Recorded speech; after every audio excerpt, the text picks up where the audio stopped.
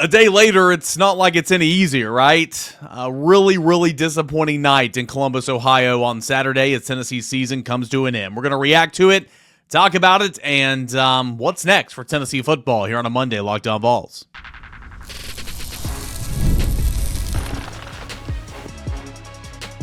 You are Locked On Vols, your daily podcast on the Tennessee Volunteers.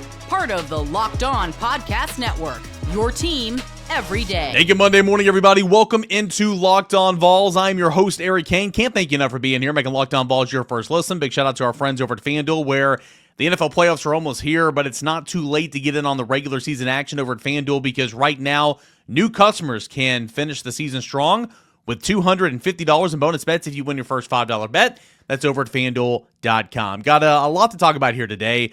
Big shout out and a big thank you to Riley Thomas and Chris Gordy for jumping on and doing a live show reaction here on this channel. I hope all you guys were able to check that out. Maybe if not Saturday night, maybe sometime on Sunday or maybe today. I was, of course, covering the game, and I joined in for about 15 minutes, the best I could from on the field. There was a lot going on.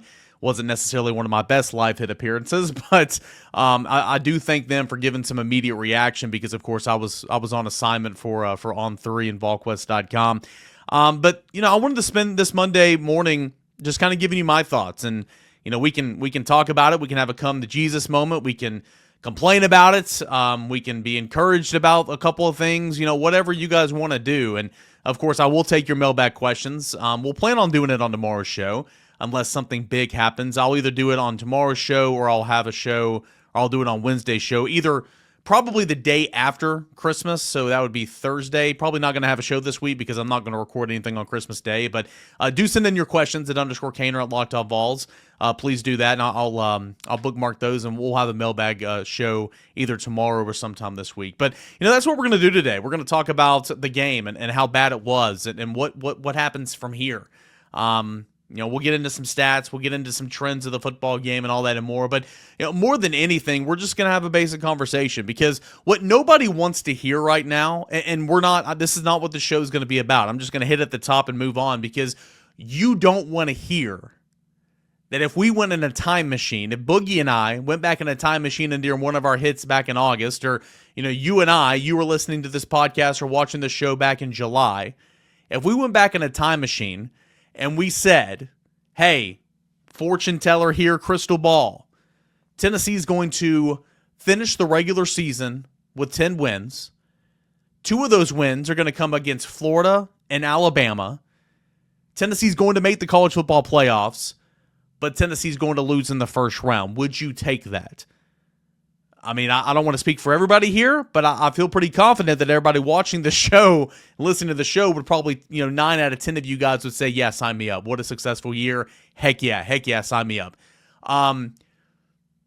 But nobody wants to hear that right now, and that's not what this show is. Again, I just kind of wanted to get that out of the way, because we'll talk about that at some point. We got a long offseason, folks. We're going to analyze this, just like Josh Heupel needs to do an extreme self-scout of his offense this offseason. We're going to do a self-scout, and we're going to talk about what this season was. Nobody wants to hear about it being the second 10-win season in 4 years. Nobody wants to hear about Tennessee's first appearance in the college football playoffs. Nobody wants to hear about you beating Alabama and Florida for the second time in 3 years. We don't want to hear about that right now, okay? Because the way the season ended is going to have just such a rotten taste in your mouth until they kick off the 2025 campaign and the Aflac kickoff game against Syracuse down in Atlanta at Mercedes-Benz Stadium. There's only one, not multiple. Nobody wants to hear that, and so that's not what this show's about. I mean, it's frustrating, and I get it, because, yes, this season all in all, despite being super limited in a number of areas, you had 10 wins. But the fact that on the big stage, in the college football playoffs, that you lost 42-17 to Ohio State, man, nobody's going to have time for that conversation right now, and I don't blame you. For the fans, and I'll get to that in a moment, that made their trek to Columbus, Ohio, and were loud, and took over that city during Thursday and Friday and Saturday leading into the game, and got into that stadium early, and when Ohio State players ran on the field before pregame to do their stretches, boos were raining down from Ohio Stadium. Those fans who sat in the 4-degree weather with snow flurries. They don't want to hear about that right now, and I don't blame them. I don't blame them. By the way, what a freaking turnout by Tennessee fans. More on that here in a moment. It's just frustrating. And sure, a loss is a loss. That's going to sting. But what if Tennessee lost this game 24-21? I picked Tennessee to win this game 24-21. Stupid me, right? What if Tennessee would have lost the game by that margin?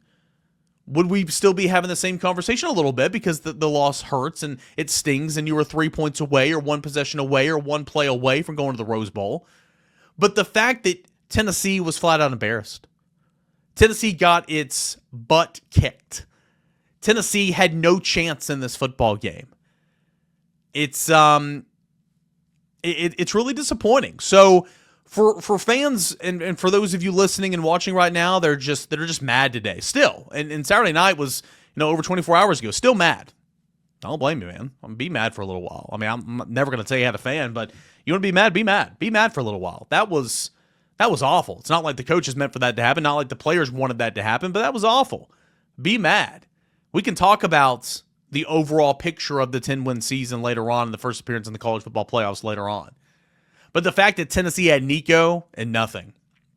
Literally, it's one of my subheads over here if you're watching on YouTube, it's one of the things I listed here on the side panel. Nico and nothing. Was Nico great in this game? No. Was Nico good in this game? No. Was Nico the only weapon Tennessee's offense had in this football game? Yes. Yes, he was. For as bad as Nico was, he was all Tennessee had. And you're not going to win a college football playoff game on the road when you have one player that showed up and one player that produced any type of statistics, right? It was Nico and nothing for Tennessee.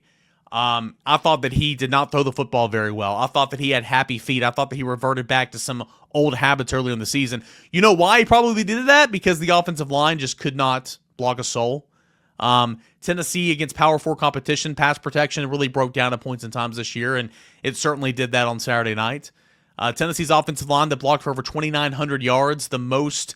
I need to go double check this, but I'm pretty sure that's the most. That's been set in quite some time here at Tennessee. Really struggled in terms of protecting the passer at points and times.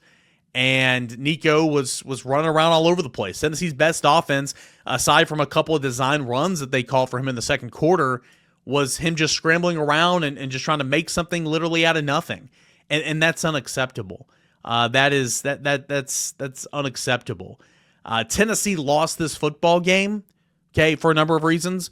But Tennessee lost this football game because it got absolutely whipped at the line of scrimmage. I had somebody, I saw on Twitter, somebody said, "Who's this Chris Gordy guy?" If we're going to hear the truth, let's hear it from Cainer. Truth hurts sometimes, and I know you probably expected that because I'm saying it right now. And I wanted Tennessee to win. Hey, I grew up in East Tennessee. I grew up going to Tennessee fans.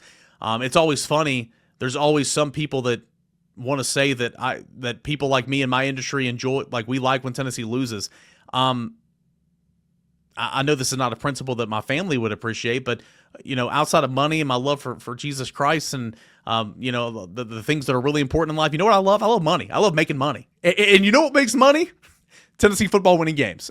For people like me, right? I mean, at the end of the day, when Tennessee football wins games, people like me make money, right? So yeah, I had a very much rooted interest in Tennessee winning this football game. You know what I'm saying? And I wanted Tennessee to win this game. I thought this would be a move the needle type game for your football program. Unfortunately, it did not move the needle in the direction that it needed to. But Tennessee lost this football game because it got absolutely whipped at the line of scrimmage, offensively and defensively. We continue to have this conversation last 3 weeks, and we talked about the banged up, battered and bruised, inefficient offensive line for Ohio State. We devoted a show on it, kind of breaking down who's going to play where and which starters are out and what the Pro Football Focus grade says about the pressures allowed and all that and more. But I always added that caveat, or I tried to, saying, hey, we had this same conversation leading into the Georgia game, and Tennessee's defensive line and front seven was completely ineffective. Unfortunately, it was carbon copy, man. It was carbon copy, completely ineffective. I pulled out the Pro Football Focus stats before the show. Will Howard, and again, take it for what it is. Pro Football Focus is not everything, but in terms of the nitty-gritty, the salt and pepper stats, right? Will Howard 31 dropbacks in the football game. He was blitzed, according to Pro Football Focus. Will Howard was blitzed only Only 8 times. You mathematicians out there, what's that equate to? 25%, 25.8%. Blitzed 8 times in the football game. Why? Again, this is one of those trademark things that, on the road, it feels like we just get so complacent in our defensive play calling, right? Or we don't mix things up enough. And if one thing's not working, why don't we, we're too stubborn to maybe switch things up. Just my opinion. I'm not a football coach. I'm a guy behind a microphone. What do I know? My opinion, okay? I've got opinions. I've been wrong about a lot. Hell, I was wrong. I picked Tennessee to win this game. You guys know I was wrong about that. 25% blitz rate in this football game, unacceptable, in my opinion. Of the 31 dropbacks, 8 blitzes, unacceptable. This is according to Pro Football Focus. I did not go and watch. I went back and watched some plays. Travel day. I haven't got a chance before this recording to go back and watch the game entirely, but I did not track and chart the blitzes myself. But according to Pro Football Focus, blitzed 8 times on 31 dropbacks. That's bad. I got a whole lot more to get into. I'm just kind of spitballing here. I hope you guys appreciate it. It's just kind of one of those shows where there's not a whole lot of structure. Some of those shows are the best shows, but we're just kind of going through it here today, and that's okay. Sometimes we need some of those shows. Let's get a quick break. We'll come back. We'll continue this conversation as we continue on here on this Reactionary Monday, Tennessee Falls, and the college football. Oh, also, somebody got mad at me. Somebody got mad at me about my verbiage on Twitter when I tweeted out Tennessee Falls 42-17. Falls is another word for losing. I guess falls wasn't a harsh enough word. Tennessee got destroyed 42-17. That's more like it. More on that in a moment as we continue on here on a Monday, Lockdown Vols. Did Rocket Money help you find any subscriptions you forgot about or that you were paying for twice? That's definitely happened to me before. I've got a few subscriptions I didn't even realize I was still paying for, and Rocket Money made it so easy to track them all down. It's like having a personal assistant for your finances. Rocket Money is a personal finance app that helps you find and cancel your unwanted subscriptions, monitors your spending, and helps lower your bills so that you can grow your savings. It brings everything together in one place, whether it's subscriptions, your spending habits, or even goals that you want to hit this year. Rocket Money has over 5 million users, has saved a total of $500 million in canceled subscriptions, saving members up to $740 a year when using all the app's premium features. For me, one of the best features, again, is that subscription tracker. I've used it to cancel services I wasn't even aware that I was paying for, right? I've saved a ton of money, and you can as well. Cancel your unwanted subscriptions and reach your financial goals faster with Rocket Money. Go to rocketmoney.com/lockedon today. That is rocketmoney.com/lockedon, rocketmoney.com/lockedon to save some money here today. And a big shout out to Rocket Money. Big shout out to our friends over at Homefield Apparel. Football season is unfortunately over, but it's never too early, okay, to get ready to roll for 2025. And Christmas is a couple of days away. It might not get here in time, but hey, what's a better New Year's gift, a belated Christmas gift than ordering yourself, your spouse, your family member, your friends, some apparel over at Homefield Apparel. It's the exclusive apparel sponsor of Lockdown Vols. Can't miss 2024 campaign. Those VIP boxes. You've got VIP koozies, new ringer. You've got the Platinum Pass that guarantees 20% off early access to Tennessee football's releases throughout the season. So you're not missing out on Homefield because it is sold out. You got bomber jackets, coaching jackets, and so much more. What Homefield is it is an apparel brand focusing on vintage college designs based in Indianapolis, and Tennessee's vintage college designs are so beautiful. Okay, you got Vol Navy layouts. You've got Pride of the Southland marching band to the checkerboards. Beautiful, beautiful designs, vintage designs over at Homefield Apparel. Get yours today at homefieldapparel.com. Homefieldapparel.com. That is homefieldapparel.com. All right, guys, welcome back into your Monday morning edition of Locked On Vols. This is going to be a holiday week, so a little bit of a funky recording schedule. Again, as I said in segment number 1, go ahead and send in those questions, comments, concerns at _Cainer at Locked On Vols. If you, any Buckeye fans who are in here trolling, well done. You guys found the clip that I posted on my Locked On Vols Instagram account and a little bit on Twitter as well. and from Barrett Slee last week when he was talking down about Will Howard, and you filled up those comment section. Not only did you fill up the comment section, which is fair game, you filled up my DMs, and some of you are not intelligent enough to realize that it was Barrett that said a lot of those things and not me, and had a lot of colorful things to say about myself, which I thought was funny. But hey, that is fandom, all fun and fun. But yeah, you guys can send in your questions for the mailbag edition of the show at Lockdown Vols, and of course you can do it on Instagram, Twitter, on this YouTube channel. At some point, probably tomorrow, but at some point we'll do a mailbag show. Probably no show on Thursday because I'm not going to record on Christmas Day on Wednesday, but we're gonna do our best to get you 4 shows up this week for sure. Let's continue on with this conversation. Tennessee lost this football game for a number of reasons, but more than Dylan Sampson's injury that I'm going to get into right now, I think Tennessee just lost this football game because football 101, right? Tennessee got absolutely whipped up front in the line of scrimmage. Offensively, defensively, Tennessee couldn't run the football because Tennessee couldn't get off the block. Tennessee couldn't throw the football because Nico was running around for his life. Receivers couldn't get open, couldn't gain separation. When they did, Nico missed them. A lot goes into that. But even on the flip side, Will Howard was back there, completing passes at a high volume because outside of Bryson Easton's face mask sack that allowed the drive to go alive, and they scored a touchdown 3 plays later on the opening drive, he was not hit again the rest of the day. I don't think he was touched again the rest of the football game. Just inexcusable. Tennessee got whipped up front on both sides of the line of scrimmage, and it's as simple as that. And everything builds off of that, in my opinion, right? Just not a good day. Not a good day for the trenches, and it's unfortunate. Dylan Sampson, we didn't know. Hey, we didn't know, man. I mean, Dylan Sampson got up there, and a week ago when he met with us in the media, he said, I feel fresh. I feel as good as I felt all season. It's obviously not the case. Josh Heupel said that he missed a whole lot of practice leading into prep for this bowl game, or not this playoff game, and almost kind of said like they were just going to see if he could go. He got a couple of carries to begin the game, and clearly he couldn't go, and that's unfortunate. And I'm not trying to minimize this because he is the SEC Player of the Year, so I'm not trying to minimize. That changes some things. I get all that. But would he have made a difference in this football game? Tennessee had Barry Sanders. Would Barry Sanders have made a difference in this football game? Tennessee still couldn't block up front. Tennessee still couldn't stop a cold, on the defensive side of the football, right? So it's unfortunate, man.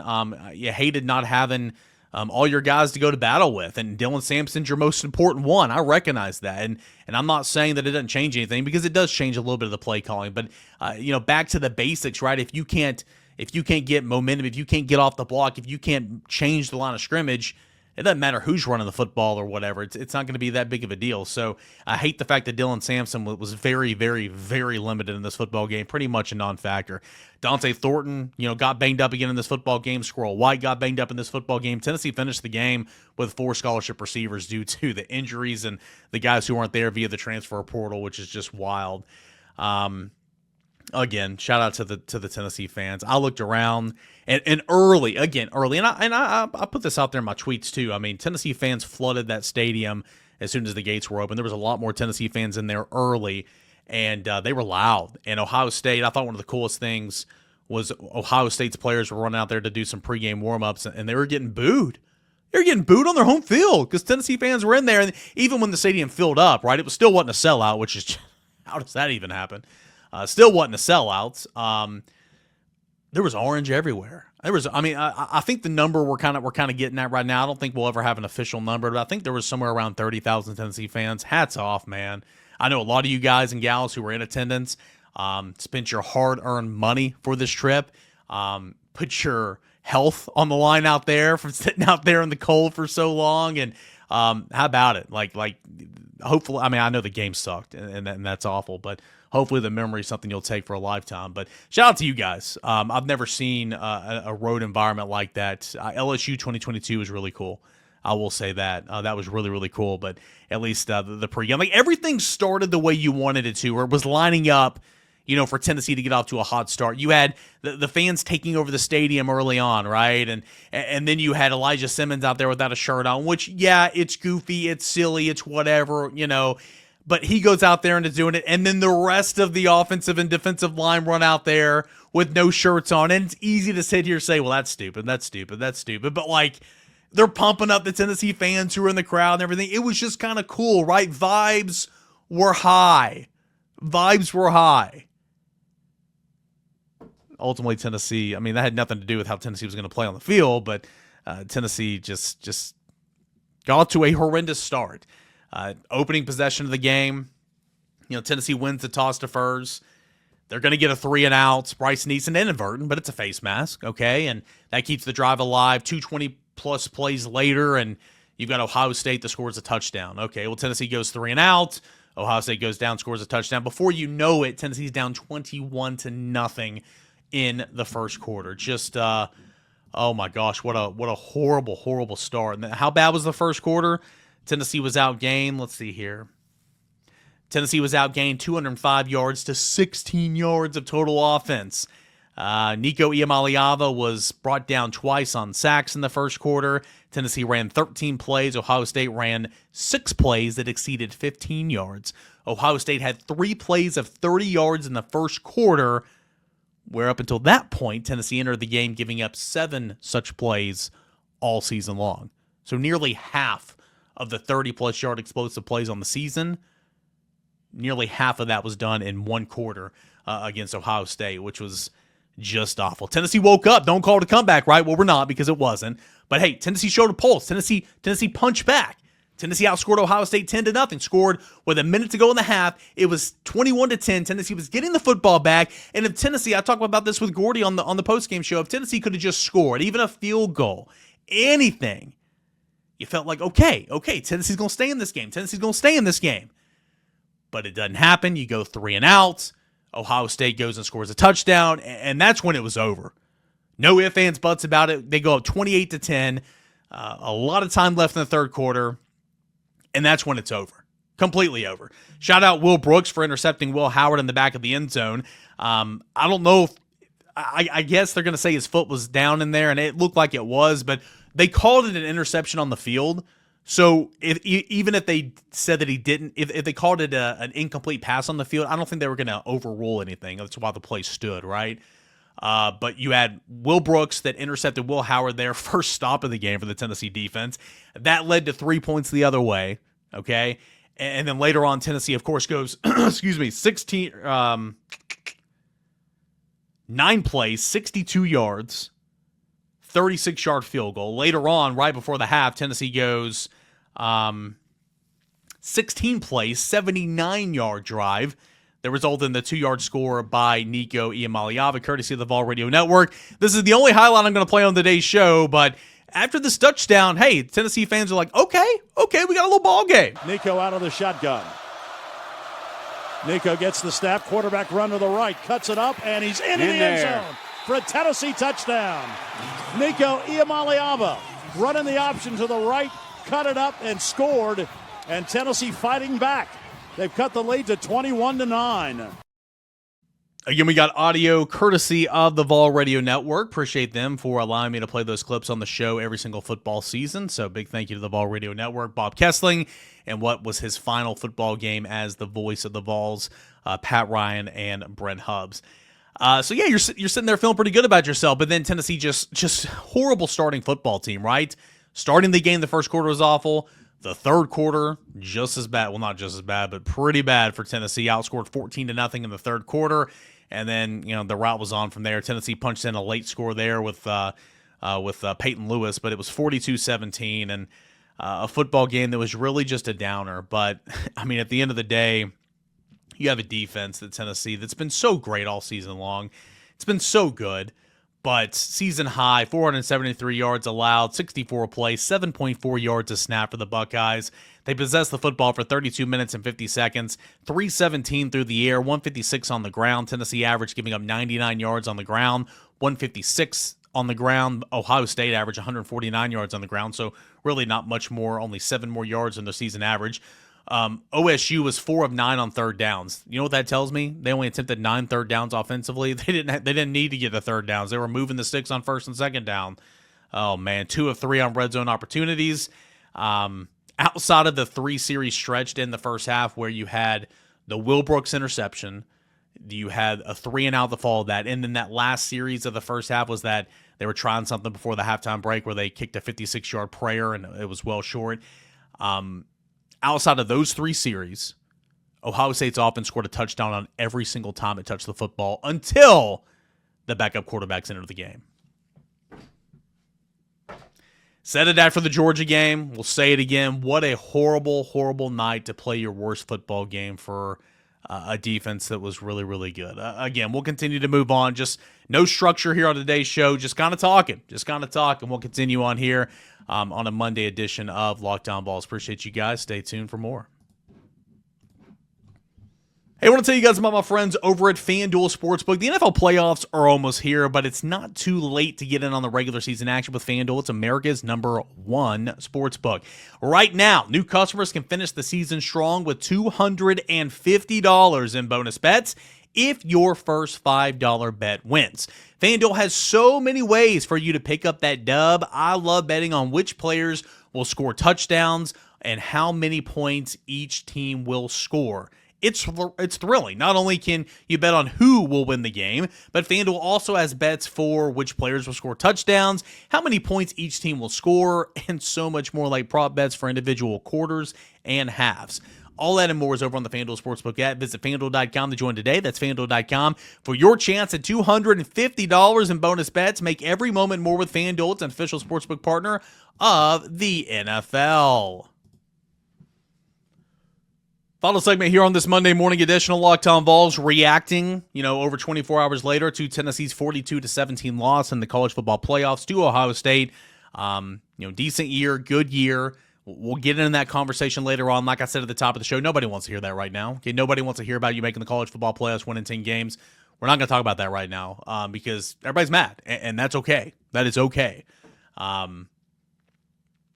Just kind of reacting still about just the way it happened, right? I mean, losing in the college football playoffs, I don't think anybody's going to, any reasonable fan, I don't think anybody's going to, get too worked up about it. But just the way you lost, it's unfortunate, and I completely get it. Back to the Tennessee defense, that again, prior to this football game, allowed an opposing offense to get over 20 points one time all season long.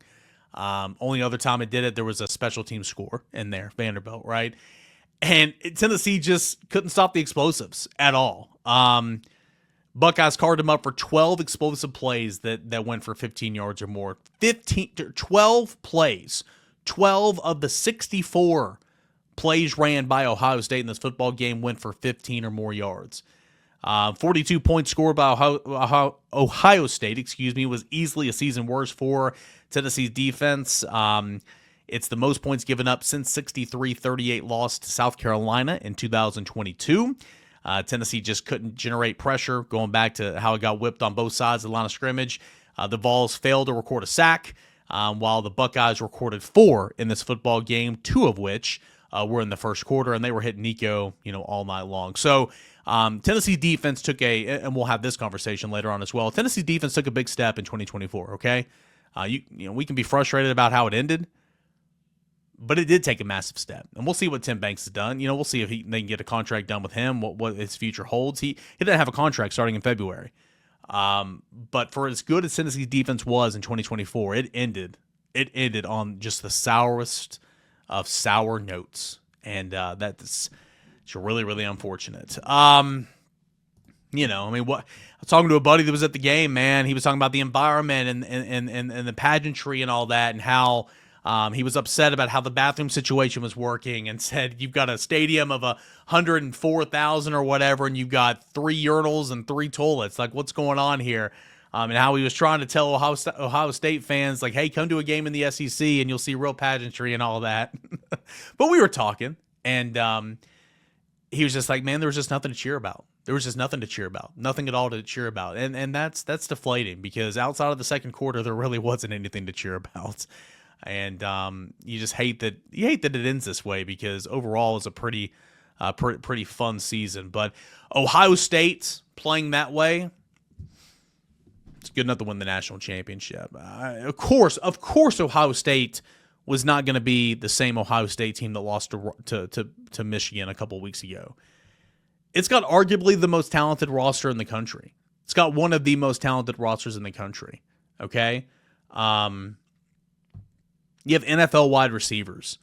You have an offensive line that's sure missing a couple of key hogs, but when you keep your quarterback protected, Will Howard is certainly good enough to get the football out there, and he threw some dimes the other day. He threw a couple of the Jeremiah Smith that was just really, really good. Jeremiah Smith is going to be the best wide receiver in football here in a couple of years. Yeah, I said football. Especially when he gets to the NFL here in a couple of years, he's going to be really, really good. I thought Henderson was pretty solid the other day. For Ohio State, of course, they had the two-headed monster and Travion Henderson and Quinton Junkins. Both of those guys got 10 carries apiece. Tennessee, again, just couldn't get anything going. I'll share my screen here, and you can watch if you're watching on YouTube. Show some of the stats here.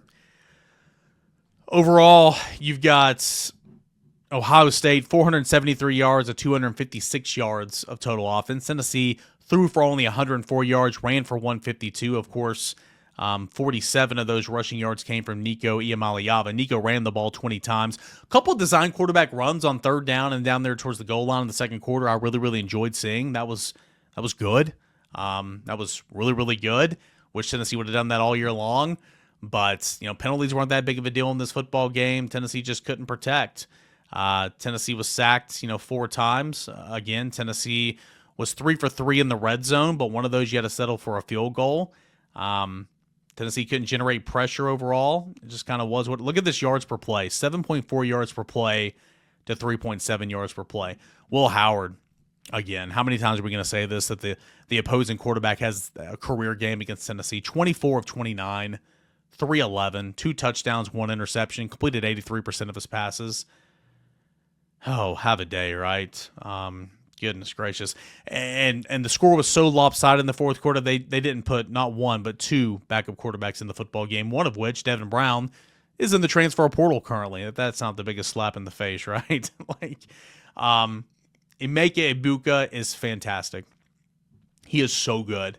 He went 5 catches, 81 yards. We know about Jeremiah Smith. Carnell Tate is fantastic. Only 1 reception for 18 yards, but we know what he brings to the table. I thought the tight end, so many times the running backs and the tight ends were on the wheel routes, just wide open. I thought, oh my goodness, I thought play calling wise, Chip Kelly was fantastic. I thought his motion really hurt Tennessee's defense. It did with Mike Bobo in the Georgia game. It did in this game with Ohio State. I thought he had a really, really good day, calling plays. Overall, we get the stats and Cainer grades here. There's not much to say about this one. Quarterback's going to get a C simply because he was the only offensive weapon you had. And was he good? No, he was not. He was far from it. But he's literally the only offense you had. And a lot of that was him running for his life. Quarterback gets a C. Running backs get a B-. Just not a whole lot of opportunities there. Peyton Lewis, got some things going during mop-up duty, and that was good to see. Tight ends get a C. Wide receivers get a D. No separation whatsoever. Offensive line gets a D. Not a very good blocking day up front. Defensive line gets a D. I'll revert you back to that Pro Football Focus stat that on 31 dropbacks, Will Howard was blitzed on 8 of them, and that's coaching more so than anything. But why do we not make some things up? Just no pressure. Defensive line gets a D. Linebackers get a D. Defensive backs get a D. And it's tough in man coverage, man. They were running that mesh route all game long. And you had Tennessee defensive backs. They couldn't keep up with Smith and Tate and Ibuka. And then when Tennessee was playing zone, you had linebackers that were completely lost. And that's tough. And somebody asked me, does Tennessee have a play in the playbook like all those underneath routes? Yes, it's called mesh. Every offense in America, in Little League and flag football, the NFL has a mesh route. Tennessee doesn't run mesh an awful lot. Maybe it should. Maybe it should. The mesh route just torched Tennessee. And that's what Florida did back in 2023 as well. Gave Tennessee some issues. Special teams gets a B. Coaching gets a D. It's not a good, not a good football game. Any way you want to spin it, right? 35 minutes just talking about how bad this football game was, but what are you going to do? So those are some of my reactions. I know I'm a day late. I had to travel back home, and I do apologize, but those are some of my reactions. We will have the conversation, okay? At some point this week or maybe next week, as the days go on. We will have the conversation about this being a 10-win season, about you beating Florida and Alabama for the second time in 3 years, about you making the college football playoffs. Because as bad as Saturday night was, and it was bad, it was embarrassing, and I'm not saying it wasn't. In my opinion, this season was not a failure, nor, in my opinion, should you believe this season was a failure. Is this as good as it gets? It better not be. And if you have a head coach, which I'm not saying this is what Josh Heupel thinks. In fact, I would say he's going to say the opposite because he said that before. If you think this is as good as it is, if you want to be complacent, this isn't the job for you. And that's not what Josh Heupel thinks. It's got to get better. But we will have that conversation at some point. But it's a bad taste in your mouth. This loss, the way it happened, you got a bad taste in your mouth. Merry Christmas. Christmas Eve is tomorrow. We'll have a show. We'll continue this thing on, guys. I can't thank you enough for being here. And if you guys are listeners and every day or during football season, but maybe go away during basketball season and baseball season, we talk some basketball and baseball, I promise. But this is a football podcast year round. Everything about the transfer portal, and it's about to get wild and wacky, guys. Stay tuned. Everything about the transfer portal, everything about recruiting, everything about spring football, roster management, name, image, and likeness. We talk about it right here on Lockdown Vols. So if you're an everydayer there in fall, not so much the rest of the season or the rest of the year, I encourage you to stay with us. But I can't thank you enough for being here. Thank you guys so much for a fun, enjoyable season as always. You guys are the best. We'll come back tomorrow, get in those questions, those comments, those concerns for the mailbag edition of the show. This is Lockdown Vols.